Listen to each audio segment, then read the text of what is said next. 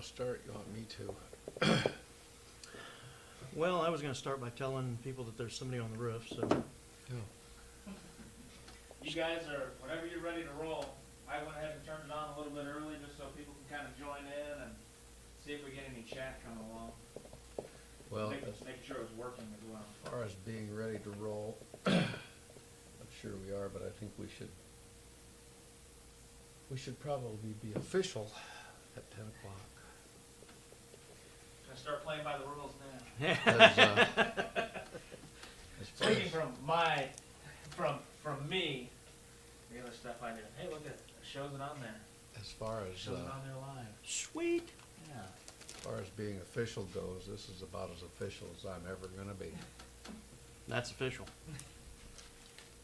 Well, I will start by saying that we're having some work done on the roof, so if there's trampling sounds, it's not Kevin's stomach growling. It is probably That will come later. somebody fixing the roof. Man, I hope so. I am with you. There's nothing better than a flat roof. Don't need leaks, that's for sure. There's some neat stuff here, Rusty, I'm telling you. and some interesting questions. So, I don't know, we have about 10 seconds or so. Playing by Verizon time now? Well, no, it's AT&T. Well, we do have some interesting stuff out here. You know, we get so many questions emailed into us, and people take the advantage of the Ask Kevin thing, and they just, there's a lot of questions from leather workers out there, and we thought this might be kind of a handy way to let people know what we deal with. Well, you want to start with the questions, or do you want to start with some of the stuff that's on the table in front of us? Well, let's start with something new and different and kind of fun, because some of this stuff is really cool. Okay, well, this is something I'm very excited about. And what is that? This is 1/8" basting tape.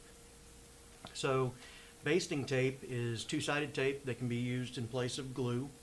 The nice thing about it is that you stick it, you peel it, you stick it, you sew it. That's what we're using in our shop in the construction of leather wallet pockets and all that All stuff, of because it. it's so much less messy. Oh, and it's so much faster. You don't have a dry time. The cool thing about the 1/8" is, you know, a lot of the 1/4" when you put it together face to face and then you stitch it, when you turn it back, see you a might little have bit. that tape showing. Yeah. Well, this allows you to have a much finer reveal. It allows your pockets, if you want, to be a little bit shorter so that because you just don't need the same amount of seam allowance. So that's brand new. I'm going to give you fair warning. It is a little bit of a challenge right off the first of the roll because of how thin it is. So the first part of the roll may have a little bit of wonkiness to it, but it's still perfectly good tape. Yeah, but for the money that you have Yes. in it, if you throw away the first 18 inches, You're far ahead. good to go. I got it. All right, so that I'm pretty excited about. Okay. How about if we answer one of these questions that, you know, for those of you that are watching, we get asked so many questions, so many, and we're always happy to answer them. Some of them, the answers are pretty vague, you'll probably notice, but that's just the way it is. It's the leather world. Here's one. Can a beveler be resharpened? The answer is yes. I'm There you done. go. You want to move on to the That's pretty much it. Actually, this is one of those hard questions, because to just say yes and leave it, well, that's not going to help anybody very much. The correct answer is yes, it can be resharpened, but boy, is it a real pain to do so. Well, and it's also going to depend on which beveler you got. Well, yeah, there you go. Some, like this one, are flat on the bottom. And basically, you're just talking about stropping it with jeweler's rouge, the back of a piece of veg tan leather, and that's pretty much as simple as it gets. And that's about as sharp as you're going to get it too. Right. So the whole bottom line to this question, can a beveler be resharpened? The answer is yes. It is challenging in almost every single case to do that, And if you're not really good at doing this, you're better off probably spending the money on a new one. Now, if you've got an Osborne or some other brand name Beveler that's really high quality, then you may want to go a little bit further. There's all kinds of gadgets you can come up with. You can take a piece of wood and mount some thin strips of leather in it, and you can put buffing compound on them, and you can strop them that way, and it works pretty good. But again, not everybody can do that. No, and you can use a piece of like cord or something too. I've seen some where they take like a 2x6 and they run a saw kerf and Yeah. set the edge of the leather in there. And you know, a little bit of practice. It's just like sharpening a swivel knife. It's a little bit of practice, a little bit of, you know, just trial and error. The biggest thing is just you can always do more if you start off with less. Does that make sense? So like, No. don't go to a Dremel, don't go to a grinder. Oh, Start off with a strop, a veg, and some jeweler's rouge, and start playing around with it. Don't go to a grinder, don't go to a Dremel necessarily right off the bat. So less is more, as it is with a lot of things. okay. All right, so putting these away before I cut myself. So let's see. Here's another one. You took my pen. I borrowed your pen. What leather should I purchase for a knife sheath? Well, keep in mind, this is the question we get. So it really helps if we have a little more context here. In other words, what leather should I purchase for a knife with a 14-inch Bowie whacker blade?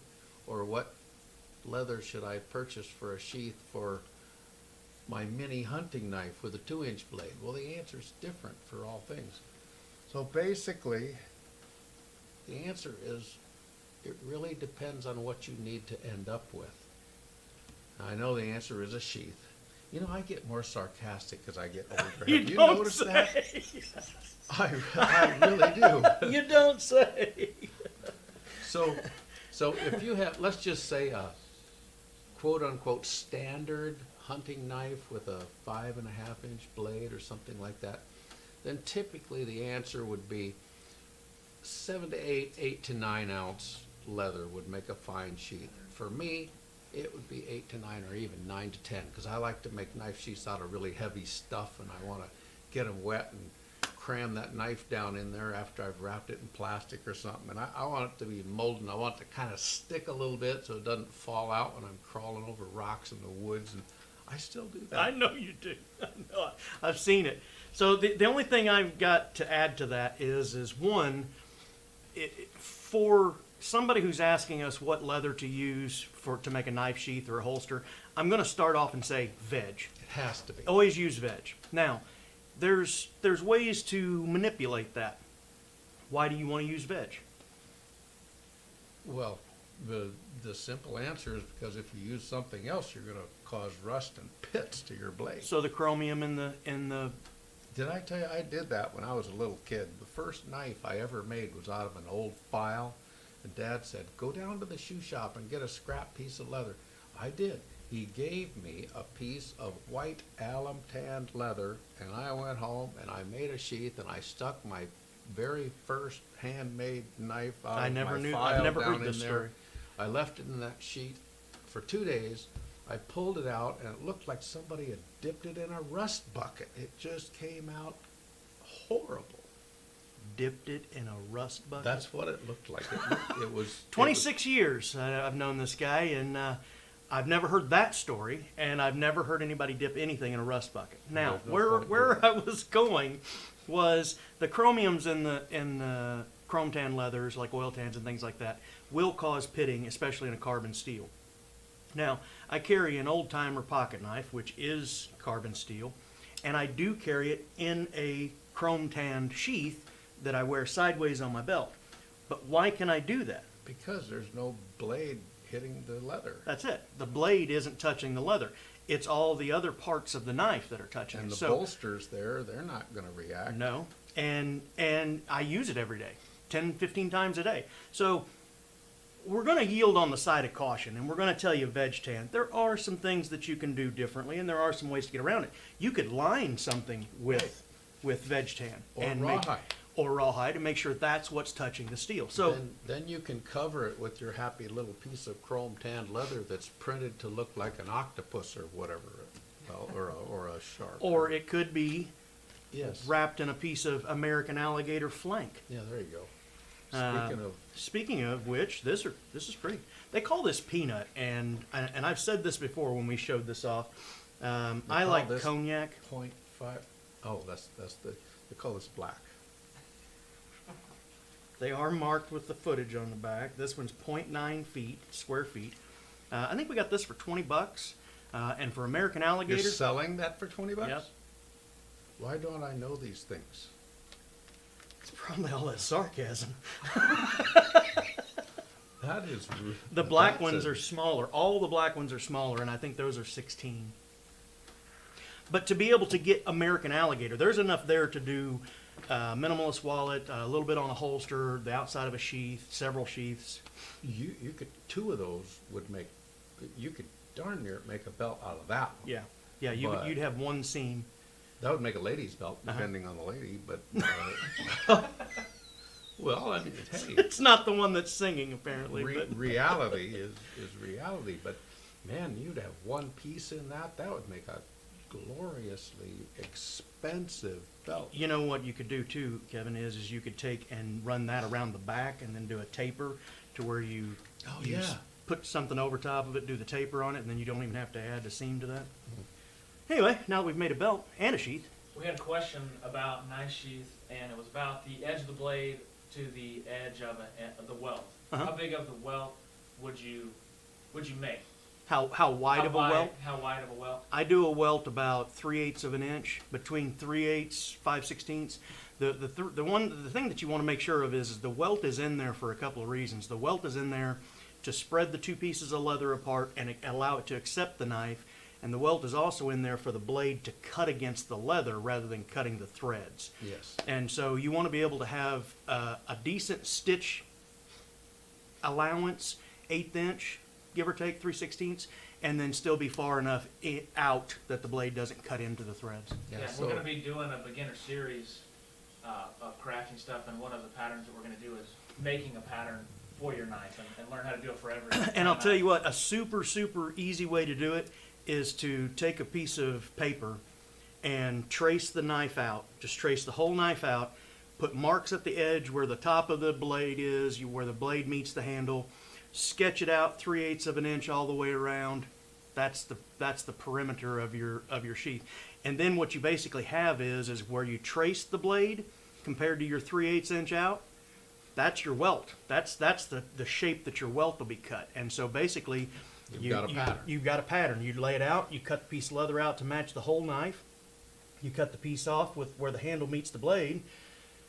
Cut that face piece out, and then you cut the inside out of that, and now you got a welt. It's super, super simple once you've done it. There's your pin. and for what it's worth, I always used 3/8, like Rusty said, because I was never that great at hand stitching, and until I got a little better at using a heavy stitcher, I knew 3/8 is something I could always hit the stitch Right. with.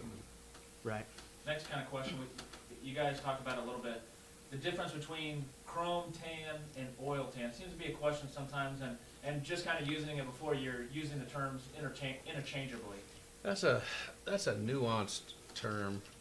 Chrome tan and oil tan. Oil tan is chrome tanned.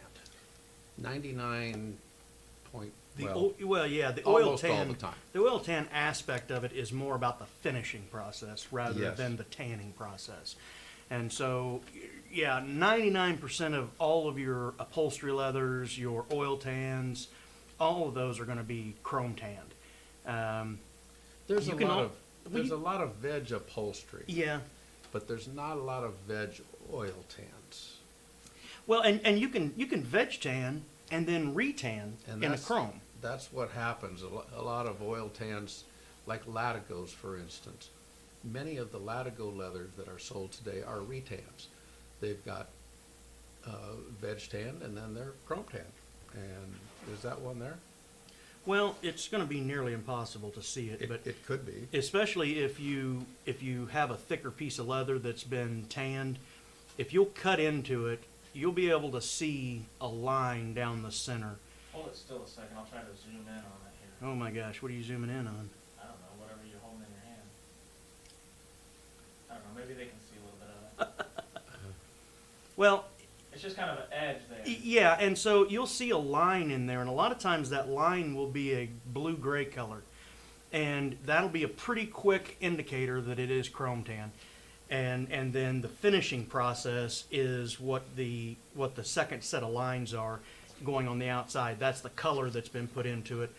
And so like on a latigo, you can cut into a burgundy latigo and see the chrome inside of it, depending on how it's been finished. Yeah. If it's not struck all the way through. If it's struck all the way through, then you'll have the same color, probably just a little bit lighter. Yeah, and it'll be harder to tell when it's struck all the way through, whether it's a retan. So bottom line, to answer the question, oil tan, chrome tan, pretty much oil tan is chrome tan leather. So, It's the finishing process. yeah, you don't want to use it on a knife sheath or a gun hole, or some kind of pistol, for example, because it Not where it can touch it. could cause an adverse effect. Yeah, if you're gonna make a holster or sheath out of it, use it as an exterior. So like if you did a pistol caddy and lined it with a shearling or something, you'd probably That's be fine. fine. Yeah. So, veg tan's pretty easy to cut. Oil tan's pretty easy to cut. Now, those alligator flanks are pretty easy to cut. How about cutting stingray? Ha! Yeah, how about it? So stingray, the nodules on stingray are sort of like the equivalent of fingernail, and they grow into little beads. Well, it's rock. Yeah, and the smaller the beads are, usually on a stingray, the further out on the edges you get, the beads will be smaller. Yeah, and it'll be easier to sew because you won't hit one of those little beads directly with a needle. It'll tend to go between. Yeah, them. because what happens is when it hits like the top of that, it'll kick over. So the same principle, cutting it with a pair of scissors that have serrated edges is probably a little bit better, or a really good sharp pair of scissors. Yeah, there's no happy way to cut those big But a friend of mine gave me a tin hint. snips. Tin snips. A friend of mine gave me a hint. Vinegar and water. Put it in a bag. Put it in the refrigerator. The vinegar will soften the nodules just a little bit. So is the vinegar and water is touching the actual Yeah. stingray? Mhm. Okay. I've never tried that. It works, huh? Yeah. Well, I'm smarter You already. got holsters for guns and holsters or sheaths for knives. Somebody said, Rusty always talks about cutting himself. Do you have a holster for your Band-Aid? That's a smart person. 'Cause he could probably use one. A little Batman and Robin kit kind of thing. A utility belt. I may have one by the end of the day. What do you got in there? Oh, that's my Band-Aids. So something that we do at Springfield Leather that maybe other resellers of leather or sellers of leather don't really do is we sell it by the square foot, or we will cut. When they're on their website and they're ordering stuff and it just says quantity there, it's kind of confusing for people. Sure. What are they putting in that box, or what are they buying if they put one, if they put three when we say we will cut, or it's sold by the square foot? If it's sold by the square foot and they order one, they're gonna get a piece of leather that has 144 square inches in it in some form or shape. If they order two, they're gonna get a piece of leather that has 288 square inches in it. It'll be one piece, but two. If they order three, then it starts to get into bigger numbers. You order I was wondering how far we were going to go. 144, 420, 456, 452 square inches. At any rate, if you order six, you're gonna get one piece of leather, but it will have the total square footage of area in it. And so here's something. People Like say, here's a good example. If this is sold by the square foot and you order three, you might get this, or you might get 3.5 here. So that's what's there. That's how it works. So here's a couple of things too. If if you're wanting as big of a piece as you can get, and it says average 22 to 24 square feet, you're going to want to put in 24 square feet. And so that is an indicator to us that you're wanting a full piece. If it says 22 to 24 square feet and you say 30, you're going to get 2 pieces of leather. Quite possibly, unless we get really lucky. Right. Or you're going to get a phone call. And I've heard people make comment and they say, oh, I always know when Springfield's calling, they've got a question. Well, that's because we try and do everything we can do to make you successful. So we go out of our way to call you to make sure. Because if you get somebody orders 1 square foot of a double shoulder, I don't want to send you 1 square foot when you actually wanted a whole double shoulder. I'd rather make a phone call and look a fool than to send you 1 square foot and be the fool, you know, so. You have another one? I do, yeah, and it's kind of along the same lines, and it's more of like an exotic type of thing, or some of the Herman oak. It says we still sell it by the square feet, but we're not gonna cut it. Yes. Yeah, that's an instance, for example, on an exotic leather, like an alligator. Somebody says, I want a square foot of alligator. Yep, real alligator. Real alligator. Yeah. Well, what do they want? They want the best part. You know, an alligator, for the most part, an alligator that's up for sale is about this long, and the only square foot piece in there is the belly, and we're just not going to cut that. So the thing about it is that we did buy it by the square foot. Or on an alligator, we bought it by the centimeter, actually. Yes. Because about 5 ribs down, that's where they measure it, usually at the widest spot. And so if you're buying like American alligator, you'll be buying a 28 to 32 centimeter alligator, and you're going to pay for every centimeter across because that's where the usable space is. maybe a better example would be like a lambskin, Yeah, a garment lambskin that's kind of nice and kind of expensive. They're 6 square feet. You only need 1 foot. We take that little piece of leather and cut that. It almost instantly becomes very, very difficult to sell. yeah. Now, if we get an order and there's 3 different leathers and all of them are 1 square feet and there are 2 prints and a metallic, the person probably wants 1 square feet of each one of those. Right, and we can accommodate that usually. That's a question that we ask ourselves every day, seriously. I know we bought it by the side, but let's sell it by the square foot because we can cut it up and then they can buy what they want. Or we bought it by the square foot and let's sell it by the piece. You know, that brings up a really good point that I'd like to make too, because it's not uncommon in this place on a Saturday when we're really busy on retail. Somebody will bring 15 or 20 pieces of those sides of leather from our showroom back to our cutting area. And they say, I'd like a square foot of each one of these. Well, that's fine. We can do that. But it's really helpful if they are willing to work with us. Yeah. Can you stand to have the end of this hide? Sure, not a problem. I'm making earrings. Great. That makes life so simple. But no, I need to cut a 10-inch by 9-inch piece out of it. Oh, well then that makes life a little more challenging. I was just thinking about a commercial break. Hey, I don't mind breaking commercial. Here's what I was thinking. So we've kept 20 minutes of your time. What you're seeing here, this is Cape buffalo, African buffalo. Man, that's pretty. In the safari colors, you're going to That one see. up. That's gorgeous. You're going to see a bundle coming with these. Oh, These are safari colors. Those are all the colors that are going to be in the bundle. You're going to be in the, what do we figure, 24 square foot range, about 6 pieces. nothing's written in stone. Nothing's written in stone. Oh, $129 is where we're going to need to be probably. Somewhere in there. So we've got some, as Lefty puts it, some merch. Hand me that tall wooden one. So these are bamboo. Those are obviously what they are. But I dig this one. Hang on, just be patient. Hello. I haven't dug anything Tea. since the 70s. Tea. You make tea. Tea. That's very nice. I dig it. Buy maybe- one of those to make tea. Yeah, you just put hot water in it. You could be in a band. And give him the maracas. So t-shirts. This one is a long sleeve hoodie. Lefty's got one on identical, only it's just a short sleeve t-shirt. We've got them in blue and gray. We can sell you Kevin's shirt. No, you can't. There's a hand coming out from something back there with a post-it note. How many combined years of experience does the SLC have, the staff? Oh all, my gosh. all 50 something of us Oh, I would not want to count.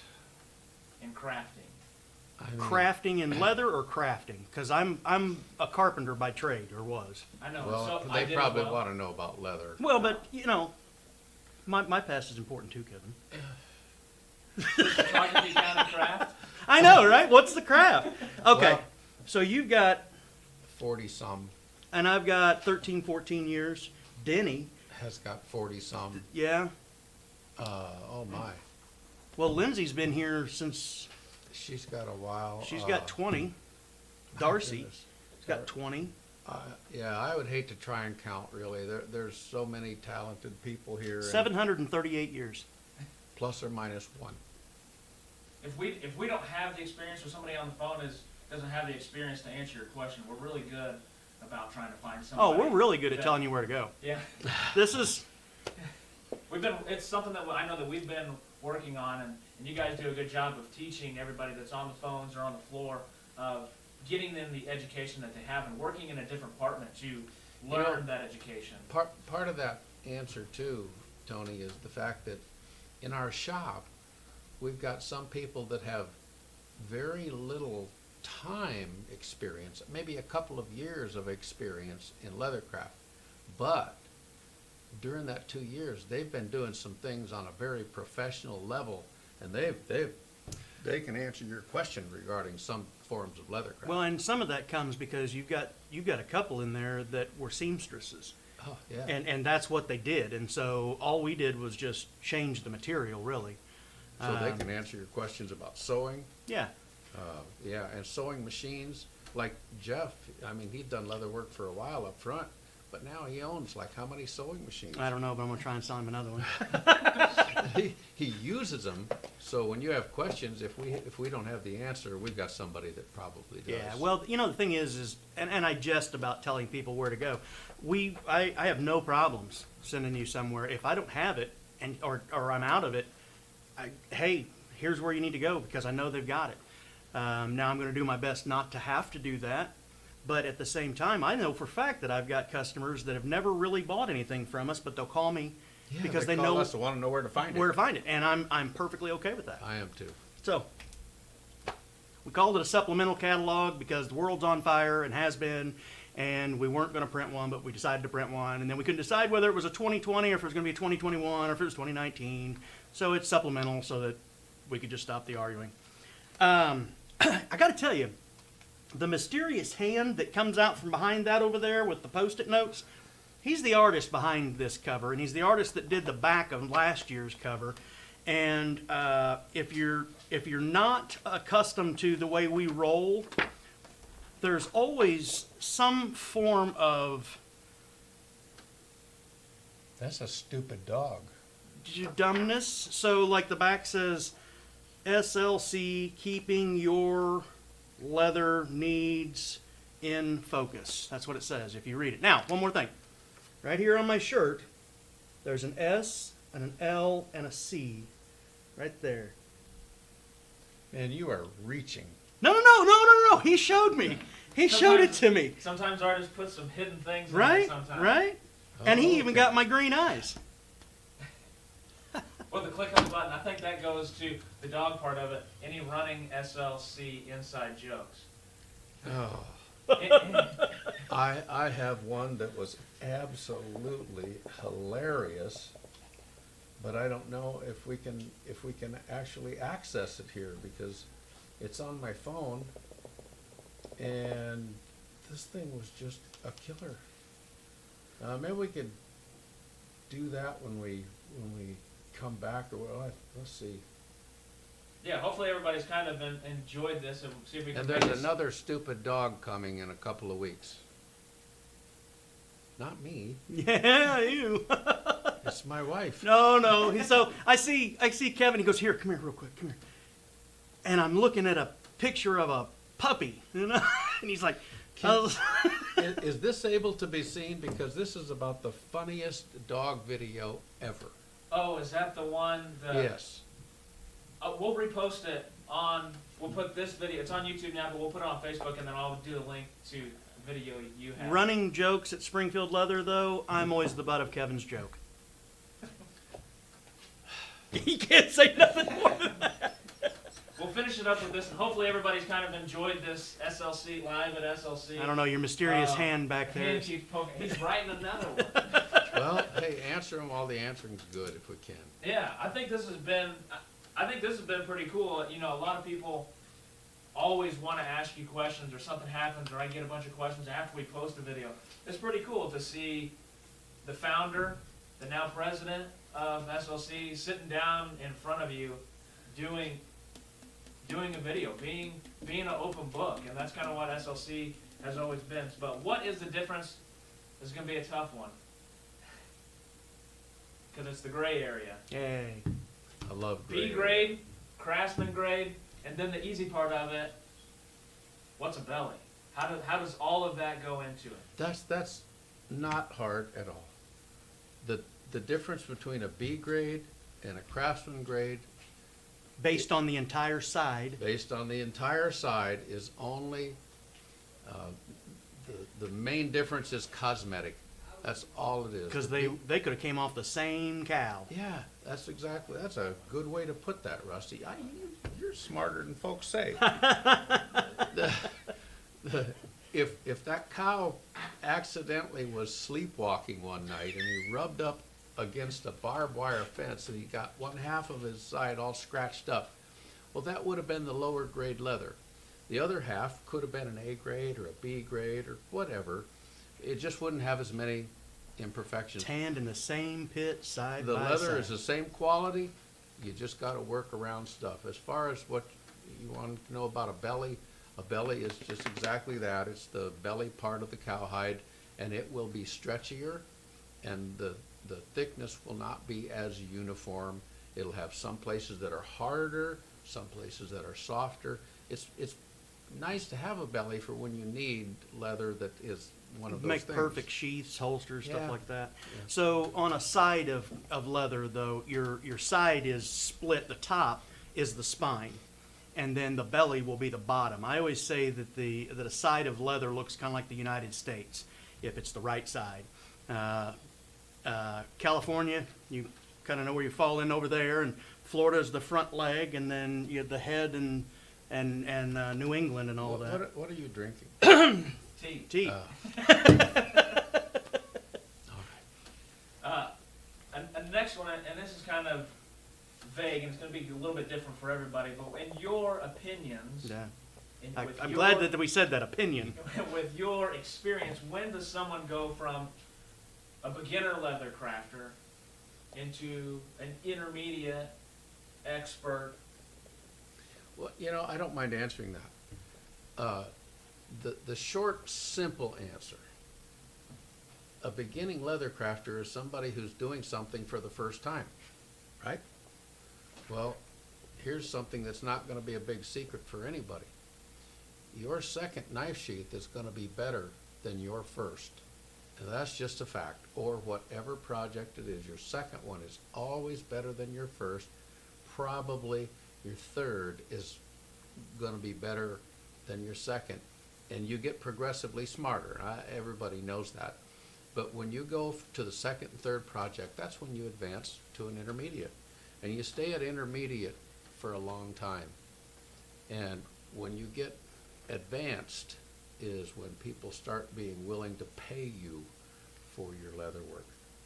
That's I think kind of fair. an attention to detail Yeah. is always going to advance a person faster than others, because I know people who've done leather work for 20 years, and you still look at it and you go, okay, it's nice. It's utilitarian. That's why I try and be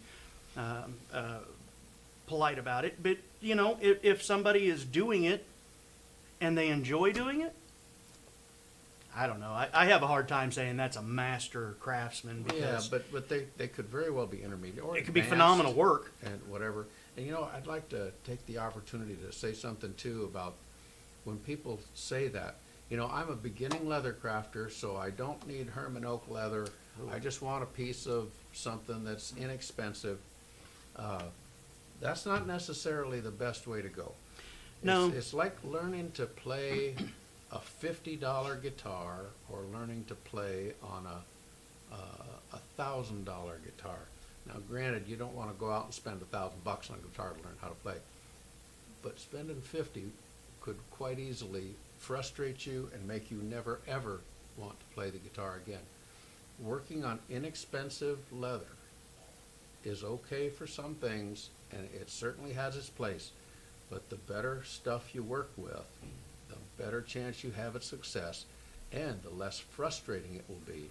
And when you weigh out the little amount that you're saving, boy, it's worthwhile to try and work with a little bit nicer leather if you can. I agree. All right, so let's call it a wrap. How about that? That's great. Thanks for watching. See you.